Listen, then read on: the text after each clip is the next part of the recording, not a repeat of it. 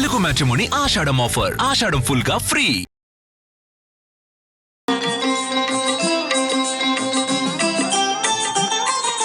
నమస్కారం.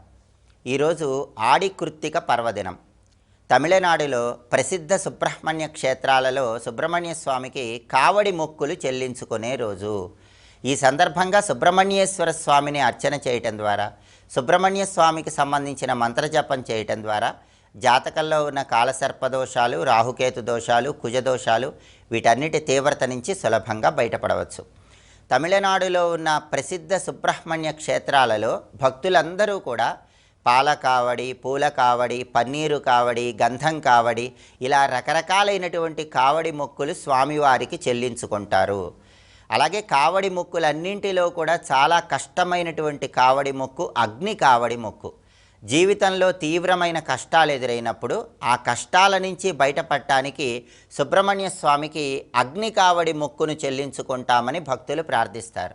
ఆ కష్టం నుంచి బయటకు వచ్చిన తర్వాత ఈ ఆడి కృత్తిక పర్వదినం రోజు ప్రసిద్ధ సుబ్రహ్మణ్య క్షేత్రాలలో నిప్పుల గుండం మీద నుంచి కావడి మోసుకుంటూ నడుచుకుంటూ వెళ్ళి కావడి మొక్కును స్వామివారికి సమర్పిస్తారు. దీన్నే అగ్ని కావడి మొక్కు అనే పేరుతో పిలుస్తారు.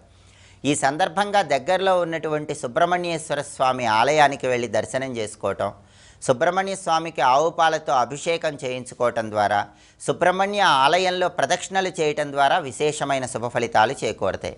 అలాగే ఈరోజు సుబ్రహ్మణ్య కరావలంబ స్తోత్రం కానీ, సుబ్రహ్మణ్య అష్టకం కానీ పఠించడం ద్వారా కూడా సుబ్రహ్మణ్యుడి విశేషమైన అనుగ్రహానికి సులభంగా పాత్రలు కావచ్చు.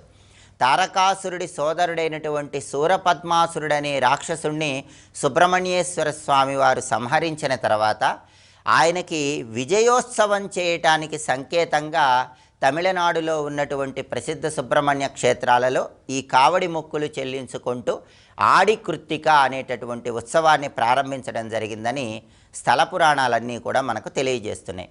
సుబ్రహ్మణ్య స్వామికి ఎంతో ప్రీతిపాత్రమైన పుష్పాలు చెంగల్వ పుష్పాలు.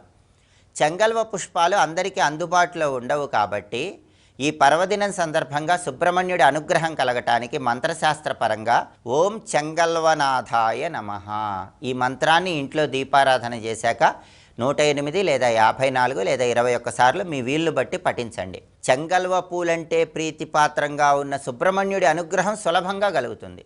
అలాగే మీరు ఇంతకుముందు ఎప్పుడైనా సుబ్రహ్మణ్యేశ్వర స్వామికి మొక్కు చెల్లించుకుంటామని కనుక మనస్సులో సంకల్పించుకున్నట్లయితే ఈరోజు ఆ మొక్కులు చెల్లించుకోండి. దానివల్ల సుబ్రహ్మణ్యుడు మిమ్మల్ని తొందరగా అనుగ్రహిస్తాడని కూడా ప్రామాణిక గ్రంథాలన్నీ తెలియజేస్తున్నాయి. కాబట్టి సుబ్రహ్మణ్యేశ్వర స్వామి వారికి కావడి మొక్కులు చెల్లించుకునే అద్భుతమైనటువంటి పర్వదినం ఆడి కృత్తిక పర్వదినం. అందుకే సుబ్రహ్మణ్య క్షేత్రాలలో కూడా బ్రహ్మాండంగా అంగరంగ వైభవంగా ఉత్సవాలు నిర్వహిస్తారు. స్వామివారికి ప్రత్యేకమైన పూజలు నిర్వహిస్తారు. ఈ సందర్భంగా అందరూ ఇంట్లో దీపారాధన చేశాక సుబ్రహ్మణ్యుడి సంపూర్ణమైన అనుగ్రహం లభించడానికి ఏ మంత్రం పఠించాలో ఇంకొకసారి చూద్దామా మరి. ఓం చెంగల్వనాథాయ నమః మంత్రజపం చేయండి.